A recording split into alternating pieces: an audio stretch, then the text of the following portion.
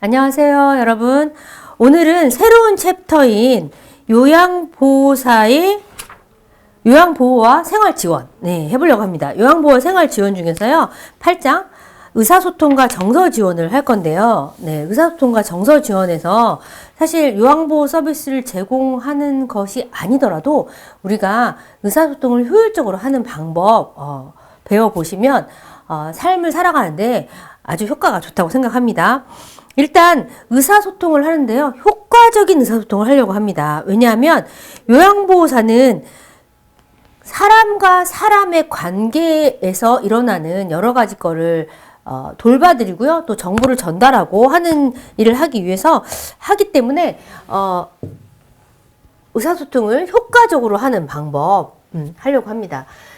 특히 요양보호사가 의사소통을 어떻게 잘 전달하느냐에 따라서 요양보호의 서비스의 질이 좌우된다. 이런 말이 써 있고요.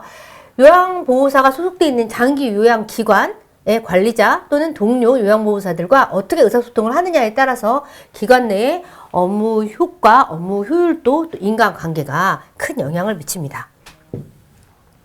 자, 의사소통의 정의 및 필요성 보시겠습니다. 의사소통이란 둘 또는 그 이상의 사람 사이에서 사실, 생각, 의견 또는 감정의 교환을 통해서 공통적으로 이해를 하고 듣는 사람의 의식이나 태도, 행동의 변화를 일으키는 일련의 과정이다.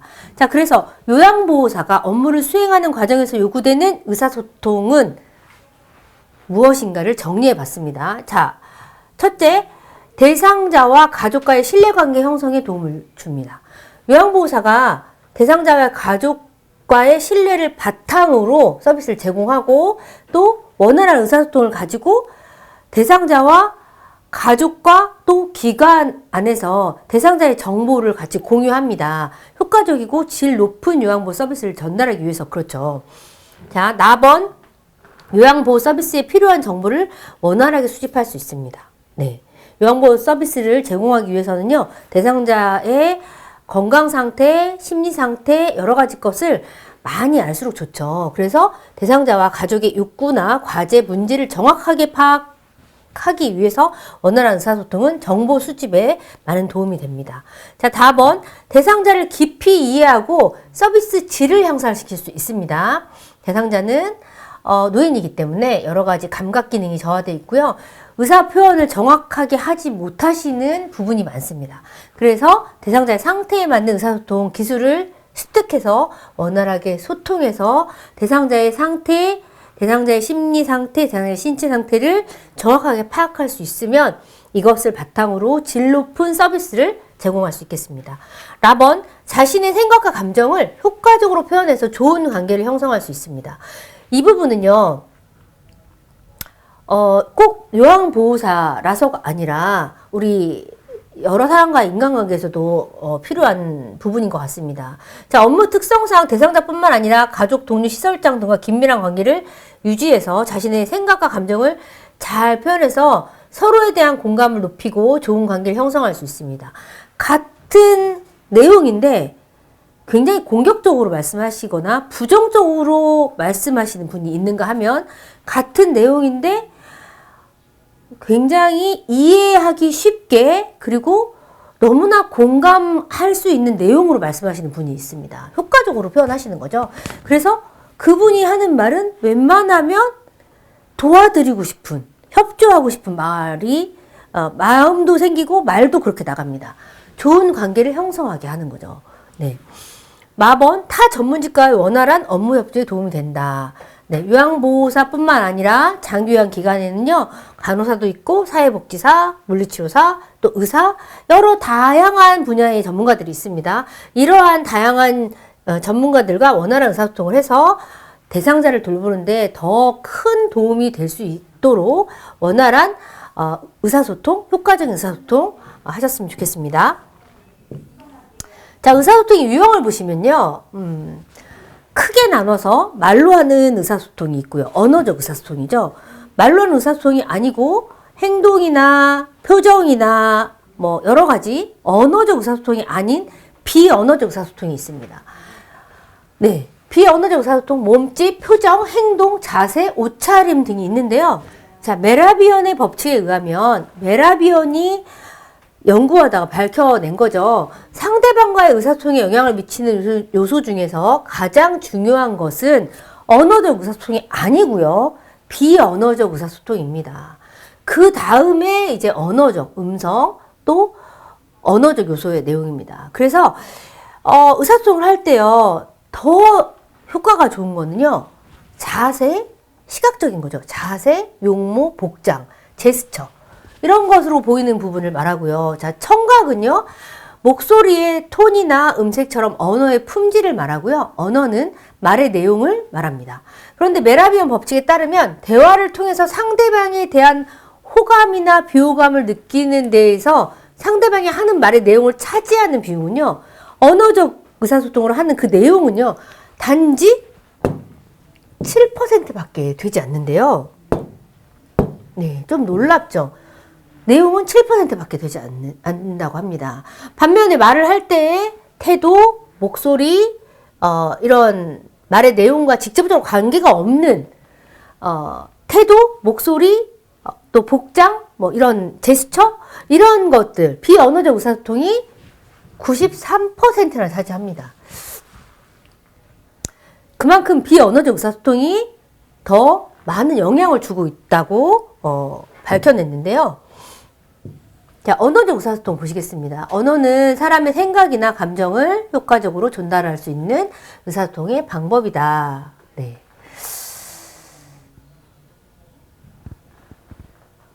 네.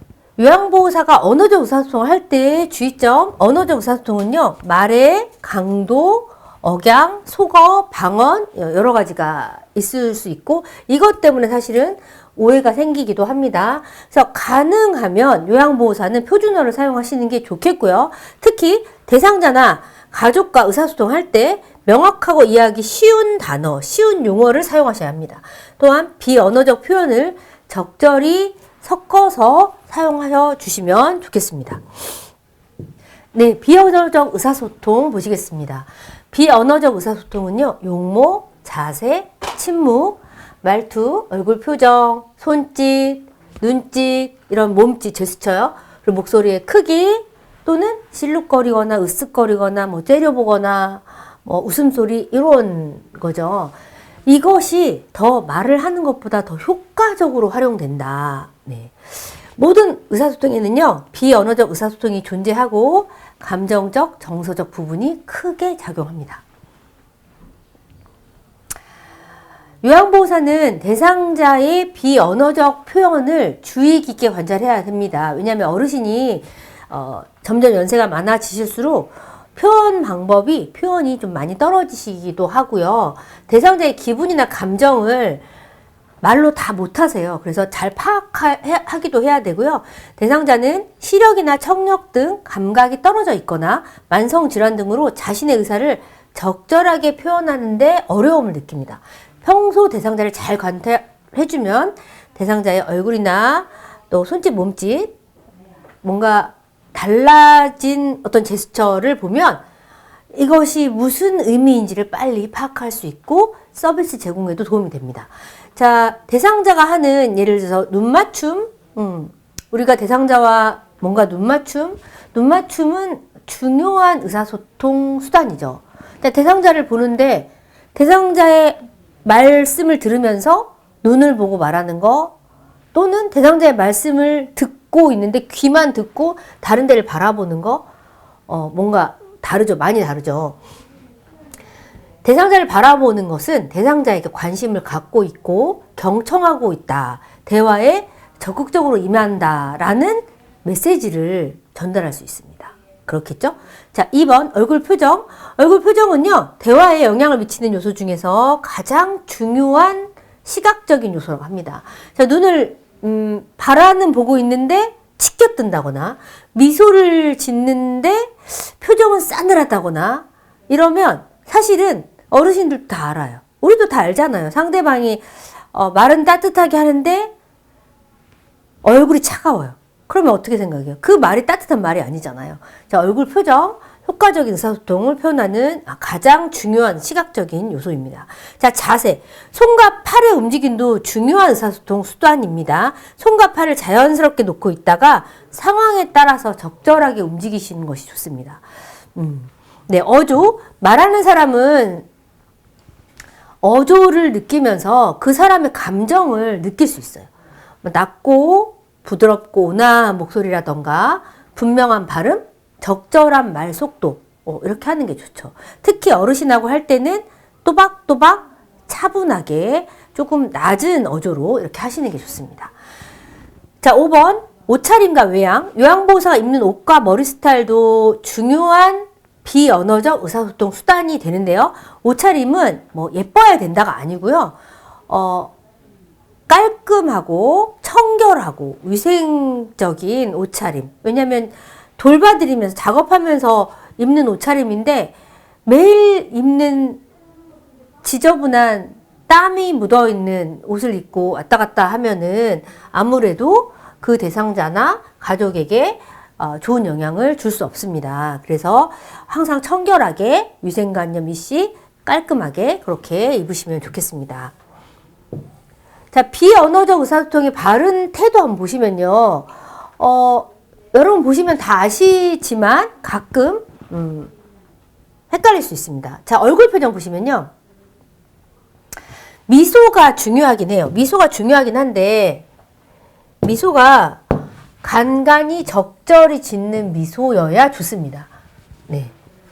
미소를 짓는데 약간 본인도 모르게 약간 비웃는 듯하게 웃는다거나, 예. 희미하게 웃는다던가, 이렇게 희미하게 웃으면 약간 비웃는 건가? 이게 좀 혼동이 되죠? 그리고 뭔가 말씀을 하시는데 가끔씩 이렇게 끄덕끄덕 하면, 아, 제가 잘 듣고 있습니다. 말씀하시는 거 제가 이해하고 있습니다. 이런 뜻인데 너무 지나치게 머리 끄덕이는 거. 그러면 어떤 느낌이에요? 아, 빨리 끝내라. 지루하다. 그런 느낌이잖아요. 그래서 잘 분간하시면 좋고요. 자세는 대상자를 향해서 약간 기울인 자세. 약간 기울인 자세가 좋습니다. 대상자가 대부분 누워 계시죠. 그리고 우리는 일을 할 때 대부분 서 있죠. 그래서 위에서 아래로 약간 기울인 자세가 좋습니다. 근데 이게 요양보호사가 의도하지 않았다 하더라도 너무 많이 대상자에게 너무 많이 앞으로 구부리잖아요. 앞으로 약간 기울인 자세여야 되는데 너무 많이 구부리면 약간 부담스럽고 위협을 하는 듯한 느낌을 받으신답니다. 특히 남자 요양보호사들은요, 아무래도 신체적으로 여자 요양보호사에 비해서 조금 크시잖아요, 키가. 그래서 사실은 더 잘 들으려고 더 많이 구부릴 수 있습니다. 더 많이 구부리는데 누워 계시는 어르신은요, 나한테 뭔가 위해를 가하지 않을까? 이렇게 생각하는 그런 감정이, 느낌이 들기도 하신답니다. 그래서 약간만 구부린 자세, 몸을 앞으로 구부린, 너무 앞으로 구부린 태도는 위협적이다. 네. 자, 눈 맞춤. 방금 말씀하신 것처럼 대상자와 같은 눈높이에서 뭔가를 말씀드리고 설명하고 하는 게 좋고요. 적절하게 맞추고 조금 다른 데 보시고 적절하게 맞추고 하시는 게 좋지. 대상자를 한 곳에 막 계속 쳐다봐요. 이거는 뭔가 부담스럽죠. 부담스럽고 눈을 마주하기를 아예 마주치라고 막 피하고 말씀하시는데 다른 쪽만 보고 있어요. 이것도 내 얘기가 듣기 싫은가? 뭐 이렇게 느낄 수 있죠. 자, 목소리는요. 제가 반복해서 말씀을 드렸지만 연로하신 어르신들은요. 난청이 생기면 아무리 크게 말한다고 해서 잘 들리지 않습니다. 들리는 목소리는요. 크지 않아야 되고 분명한 발음, 온화한 목소리, 약간 낮은, 높은이 아니라 낮은 목소리, 그리고 적절한 말 속도. 그게 좋습니다. 근데 사람들이 어르신이 잘 못 알아들으면 사람들은 목소리부터 커져요. 그게 뭐냐면요. 막 소리를 막 지르잖아요. 그러면 어떤 느낌이냐? 어르신은 왜 나한테 소리를 지르지? 왜 나한테 화가 났지? 왜 나한테 화를 내지? 이렇게 생각을 합니다. 자, 너무 작은 목소리, 우물쭈물하는 거, 주저하는 거, 안 되고 있고요. 들뜬다 목소리, 너무 높은 목소리 안 들려요. 어르신은 난청이 생기면 낮은 목소리밖에 안 들립니다. 높은 목소리 안 들려요. 네. 빠르거나 느린 목소리, 네. 또 큰 소리로 말하기. 큰 소리로 말해도 안 들립니다. 네.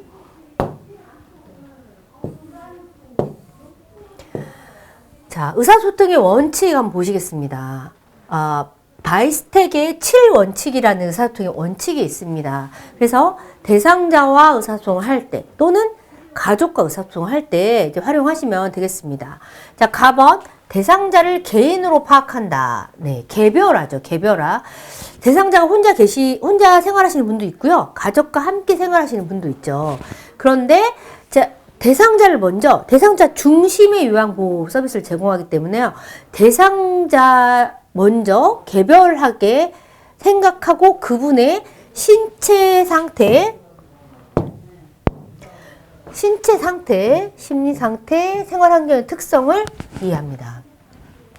대상자의 개인적 특성, 질병, 과거 생활사, 경제력 이해합니다. 대상자의 가족관계, 이웃과의 관계를 이해합니다. 그 외에 대상자의 종교, 성향 등에 대해서도 이해합니다. 즉 대상자 중심의 이해를 합니다. 다른 가족이라든지 이웃이라든지 어떤 종교, 성향 이해하긴 하죠. 그렇지만 대상자 중심부터 이해를 하고요. 신체, 심리부터 이해를 하고 그 다음에 넓은 부분에 이렇게 이해를 합니다. 대상자를 개인으로 파악한다. 자, 나번 대상자의 감정 표현을 존중한다. 의도적 감정 표현이라고 하는데요. 대상자 상담을 받을 때 상담하는 사람이 얘기를 하는 걸 들으면서 스스로 다양한 감정을 느낍니다. 그래서 감정을 쉽게 표현할 수 있는 분위기를 만들어서 대상자의 감정을 정확하게 파악하는 게 좋습니다. 사례 관리자 앞에서 다양한 감정을 표현할 수 있다는 것은 상담하는 사람과 대상자의 관계가 신뢰관계가 잘 형성되고 있다는 것을 의미합니다. 그래서 감정 표현을 충분히 하실 수 있게 격려하시고 그렇게 대화를 나누시는 게 중요합니다. 자, 다번 자신의 감정을 자각하고 조절한다. 네. 대상자 이야기를 들으면서요 여러 감정이 생기게 돼요. 왜냐면 요양보호사도 한 사람이니까 자신의 감정이 어떻게 변화되는지 스스로 파악하고 적절히 조절하면서 대상자의 이야기에 귀를 기울이시는 게 좋습니다. 요양보호사가 자신을 뒤돌아보거나 장기 요양기관에서 슈퍼비전을 받는 것은 매우 중요합니다. 이것도 어떻게 보면 요양보호사도 대상자를 통해서 자신의 감정을 자각하고 조절하는 거죠. 자, 라번 받아들인다. 네, 수용입니다. 수용. 대상자 자신 또는 타인에게 해를 주지 않는다면 대상자의 생각이나 행동에 대한 편견을 버리고 먼저 수용하셔야 됩니다. 요양보호사는 다양한 대상자를 만나실 수 있고요. 그 대상자를 먼저 판단하시지 말고 뭔가 피해가 없다면 수용하셔야 됩니다.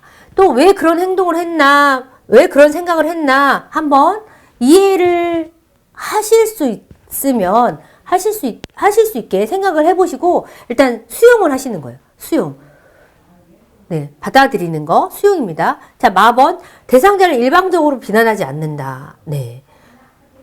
조금 연세가 드신 분들은 어떤 사안에 대해서 듣고 무조건 비판하고 판단하시려고 하세요. 그런데 일단은 어르신들을 만나면 비난하거나 판단하려고 하지 않는다. 자, 대상자는 어떤 일이 실패하거나 간혹 부적절한 말과 행동을 하는 경우가 있어요. 이때 요양보호사는 대상자에게 인격이나 어떤 다른 것으로 인해서 부정적으로 말씀을 하시거나 질책을 하시거나 하시면 안 되겠습니다.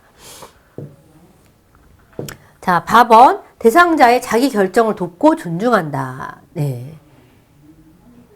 자기 결정권 여러 번 나오죠. 대상자가 결정한 내용이 대상자 자신이나 또는 타인에게 해를 주지 않고 공공복지에 위반되지 않는다면 요양보호사는 대상자의 능력이나 내용의 타당성을 판단해서 결정하는 데 필요한 정보를 제공하고요. 그 결과가 어떤 일이 생길 수 있는지 예상해서 대상자의 결정을 돕고 지지하는, 그리고 함께 지켜보는 역할을 합니다. 자, 4번. 비밀을 유지하며 신뢰를 쌓는다. 비밀 유지 중요하죠. 의사소통을 통해서 알게 된 내용을 대상자의 허락 없이 제3자에게 공개하지 않겠다라는 약속이에요. 이거를 꼭 어떤 서류로 문서하지 않더라도 이거는 그냥 약속이에요. 약속. 이거를 지킴으로써 요양보호사와 대상자 사이에 이제 라포가 형성되는 거죠. 신뢰관계가 형성이 됩니다. 그래서 비밀이라는 것은 대상자의 개인정보뿐만 아니라 대상자가 말한 내용, 사례 관리자가 기록한 내용, 이런 여러 가지 전반적인 것이 포함되어 있습니다. 그래서 대상자에게 의사소통 원칙을 지켜가면서 함께 효과적인 의사소통 해보시는 거 중요하겠습니다. 자, 효과적인 의사소통 한번 보시겠습니다. 일단 대상자는요, 감각이 좀 떨어지시죠. 청각이나 시각이나 뭐 이런 것들이 좀 많이 떨어지셔서 의사소통 하시는데 제약을 받으실 수밖에 없어요. 그런데 이런 걸 감안해서 적절하게 의사소통하는 것이 중요하고요. 사실 효과적인 의사소통을 하는 거는요, 뭐 아주 유창한 언어로 말을 한다거나 그럴 필요가 없어요. 우리 배운 것처럼, 메라비언이 말한 것처럼 의사소통에는 언어적 의사소통이 단 7%밖에 효과가 없다. 단 7%만 영향을 미친다라고 했잖아요. 그래서 유창한 언어라던가 어떤 보여주기식 그런 것들이 중요하지 않아요. 자, 라포 형성. 자, 어떻게 하면 효과적인 의사소통이 할 수 있느냐. 자, 라포 형성. 라포라는 말은요, 네. 마음의 유대라는 뜻이죠. 마음의 유대. 이 사람과 이 사람이 마음으로 통했다라는 말이에요. 라포가 형성이 되면 인간관계에서 호감과 상호 신뢰가 생기고요. 비로소 깊은 유대감이 생깁니다.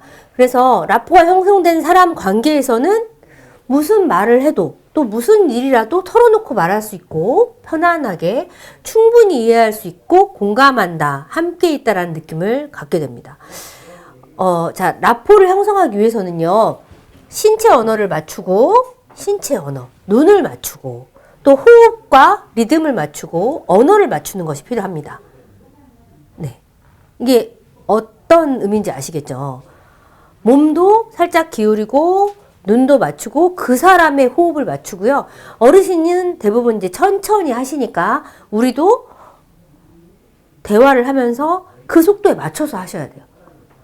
하시고, 네, 이렇게 호흡도 맞추고, 언어도 맞추고, 속도도 맞추고, 이렇게. 사람들이 신체 언어를 잘 살펴보면, 개입 상태에서는요, 몸을 살짝 앞으로 기울여서 집중해서 듣습니다. 눈은 안쪽으로 향하는 반면에, 관조 상태에서는요, 몸이 말을 해도 듣는지 안 듣는지 모를 정도로 뒤로 젖혀지면서 눈은 다른 곳, 먼 곳을 응시합니다. 자, 경청이 있습니다. 경청.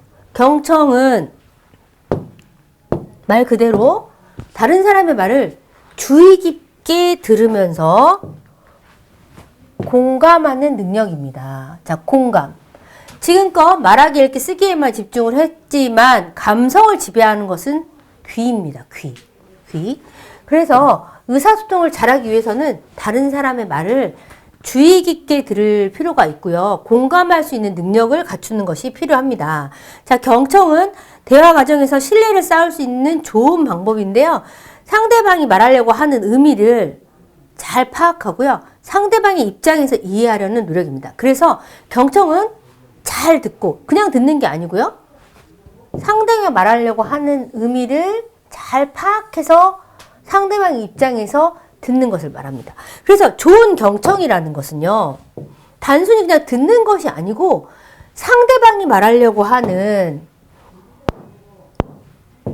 것의 의미를 파악하는 거. 아무렇게나 말아도 듣는 사람이 잘 알아듣는 사람이 있어요. 네. 경청하는 사람은요, 상대방의 말에 항상 동의하지 않더라도 충분히 이해하기 위해서 항상 마음을 열어줍니다. 좋은 경청. 좋은 경청은 상대방과 상호작용하고 말한 내용에 대해서 생각하고 무엇을 할지 기대하는 것을 말합니다. 네. 좋은 경청자가 되기 위해서는 상대방한테 집중할 수 있느냐가 중요한 관건이 됩니다. 자, 경청의 방법 한번 보실게요.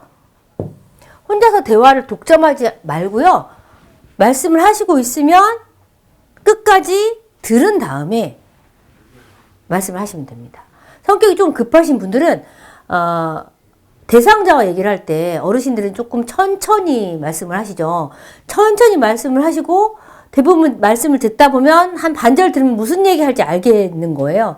그러면 무슨 얘기를 할지 알겠으니까 중간에 말을 끊어요. 어르신이 무슨 얘기 하는지 알겠어요. 뭐 이렇게. 그런데 좋은 경청은 끝까지 듣는 거예요. 좋은 경청. 대화를 독점하지 않고 끝까지 듣는 거. 그 다음에 상대방의 말을 가로채거나 이야기를 막지 않는 거. 한번 의견이 다르더라도 수용하는 거. 수용. 아까 배우셨죠? 받아들이는 거. 수용이라고 합니다. 자, 4번. 논쟁에서는요. 먼저 상대방의 주장이 나의 생각과 다르더라도 상대방의 주장을 먼저 들어주는 거. 좋은 경청의 기본입니다. 먼저 들어준다. 5번. 시선을 맞추고요. 귀로만 듣지 말고 오감을 동원해서 적극적으로 듣습니다.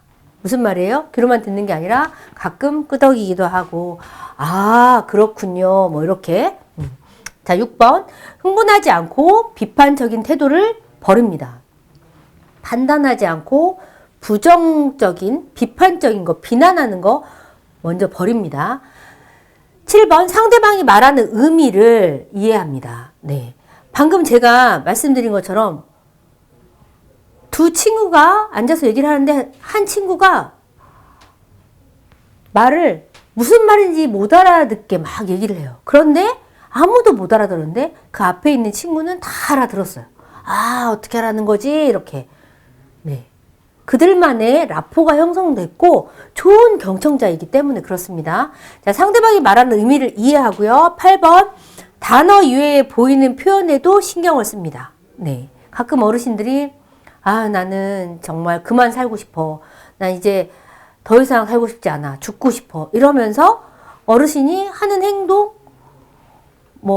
오늘 병원에서 나 영양제 좀 맞춰줘. 뭐 이런 식으로. 그렇게 하면 나 그만 살고 싶은데 오늘 왜 영양제를 맞추라는 거지? 이렇게 생각할 게 아니라 이분의 진심을, 이분의 속마음을 좀 읽어 내려가셔야 돼요. 네. 상대방이 말하는 동안 경청하고 있다라는 것을 표현합니다. 내가 잘 듣고 있습니다. 네. 그걸 말로가 아니고요. 눈빛으로 또 약간 앞으로 기울이는 나의 태도로 여러 가지 걸로 표현을 합니다. 자, 경청을 방해하는 것도 한번 보실까요? 경청 방해하는 거 아까 말씀드렸듯이 대충 미뤄서 짐작하고 충분히 듣지 않은 상태에서 미리 대답을 준비해서 끊어요. 대화를 끊고 그리고 막 자기의 얘기를 해요. 이런 거 방해하는 거죠. 그리고 듣고 싶지 않은 말을 걸러내고요. 상대방의 말을 반박하고 논쟁하기 위해서 아우 그건 틀렸어요. 막 이렇게 그렇게 말을 하고요. 상대방의 말을 나 자신의 경험에 맞춰서 나 자신의 경험만 맞춰서 얘기를 한다던가 마음에 들지 않을 경우에는 갑자기 말씀하고 있는데 다른 대화를 갑자기 꺼내는 거예요. 그리고 마음에 들지 않으면 뭔가 나한테 직접적으로 말씀을 하셨는데 회피하려고 하거나 본질을 회피하고 넘어가는 그런 거 경청에 방해되는 태도입니다. 자, 효과적인 의사소통 방법에는요 여러 가지 것이 있는데 오늘은 가장 중요한 라포 형성하는 거 그리고 좋은 경청하는 것에 대해서 공부해 봤습니다.